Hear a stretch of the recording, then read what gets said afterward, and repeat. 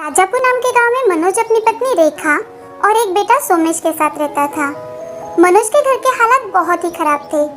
मनोज और रेखा दोनों खेतों में मजदूरी करते थे। गांव में हर किसी की शुरुआत भजन से होती और रात भी भजन से ही होता। मनोज बहुत ही सुंदर भजन गाता था। वो सिर्फ भजन ही नहीं, कई प्रकार के गाने भी गाता था। वो अलग अलग प्रकार के गाने भी बनाता था और दिन भर मजदूरी करते करते गाना गाता रहता था, जिससे उसका दिन बहुत अच्छा गुजरता। वो गरीब थे लेकिन मन से बहुत ही प्रसन्न थे। एक दिन रामू, जो मनोज के साथ खेतों में काम कर रहा था, वो मनोज से, अरे मनोज भाई, आज आप कोई अच्छा सा भजन या कोई गीत सुना दो, आज बड़ा उदास लग रहा है। अरे रामू भाई, सब कुछ ठीक तो है ना? कोई बात है क्या? अरे नहीं नहीं, ऐसी कोई बात नहीं, लेकिन न जाने आज क्यों थोड़ा सा उदास लग रहा है। एक बार तुम्हारा गाना सुन लूं तो मेरी सेहत अच्छी हो जाएगी। गांव में जब भी कोई उदास हो तो मनोज उन्हें गाना सुनाकर प्रसन्न कर देता, जिससे उनका दिल खुश हो जाता था। ऐसे ही दिन बीत रहे थे। एक दिन रामू का भतीजा सुभाष गांव में आता है और वो मनोज को गाना गाते सुन लेता है। सुभाष ने अभी अभी अपनी इंजीनियरिंग कंप्लीट की थी। सुभाष बहुत ही ज्यादा होशियार लड़का था। टेक्नोलॉजी का इस्तेमाल करना उसे अच्छे से आता था। एक दिन वो मनोज को गाना गाते सुन लेता है कि तभी वो मन ही मन, अरे ये मामा जी तो बहुत ही अच्छा गाना गाते हैं। मैं तो खुद हैरान हूँ इस बात से कि कोई इतना सुंदर गाना भला कैसे गा सकता है, वो भी बिना किसी से सीखे। अगर मैं ये इनका बनाया गाना YouTube पर अपलोड कर दूं और इसमें कुछ इनोवेटिव ऐड कर दूं, तो अगर ये गाना चल पड़ा तो मुझे बहुत पैसा मिलेगा। अब शाम के समय सुभाष मनोज के पास आकर, अरे मामा जी, मैं चाहता था कि अगर मैं आपका गाना रिकॉर्ड करके YouTube पर अपलोड कर दूं तो? हाँ, अगर आपको कोई एतराज नहीं होगा तो। मामा जी, अगर आपका गाना YouTube पर डाला और वो पूरी दुनिया में अगर फेमस हो गया तो आपको बहुत सारे पैसे मिलेंगे।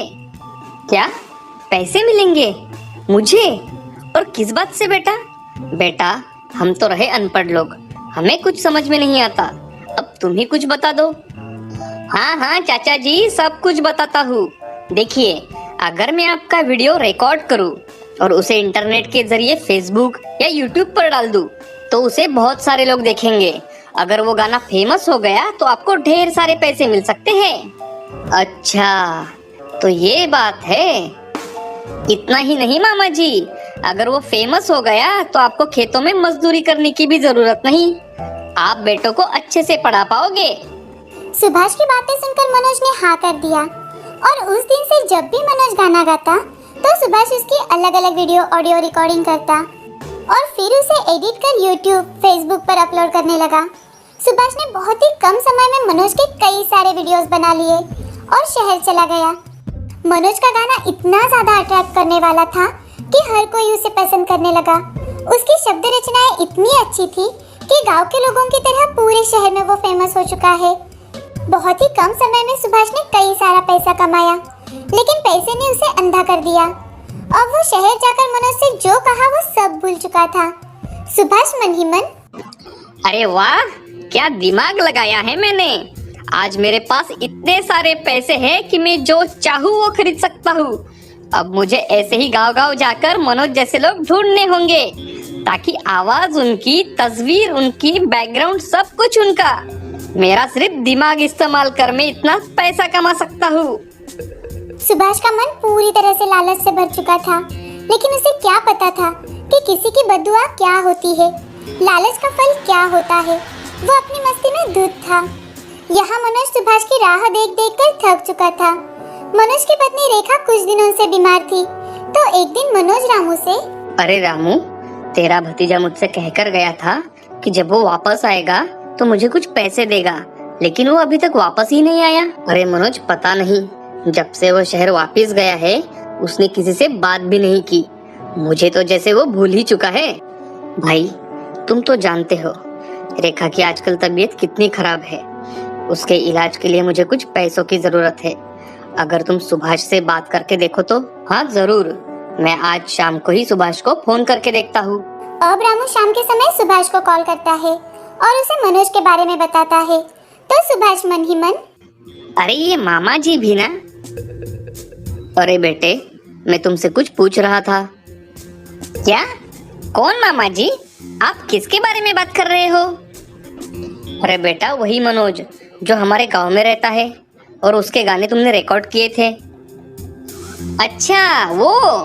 अरे क्या बताओ मामा जी, मनोज मामा जी का एक भी वीडियो नहीं चल पाया, तो उनको पैसे कहाँ से दूं मैं? मनोज की पत्नी की तबीयत कुछ ठीक नहीं है, इसलिए उसे पैसों की बहुत जरूरत है। अरे मामा जी, मैंने किसी का ठेका थोड़ी लेकर रखा है, आप उन्हें बता दीजिए कि मैं उन्हें कुछ पैसे नहीं दे सकता। रामू बड़े ही दुख के साथ मनोज को ये बात बताता है, लेकिन उसी दौरान गांव का एक लड़का जो शहर में पढ़ने गया था, वो भागते हुए मनोज से मिलने आता है और मनोज से, चाचा जी, क्या कमाल का गाना गाया है आपने, मैं तो बता ही नहीं सकता, कितने फेमस हो चुके हैं आप।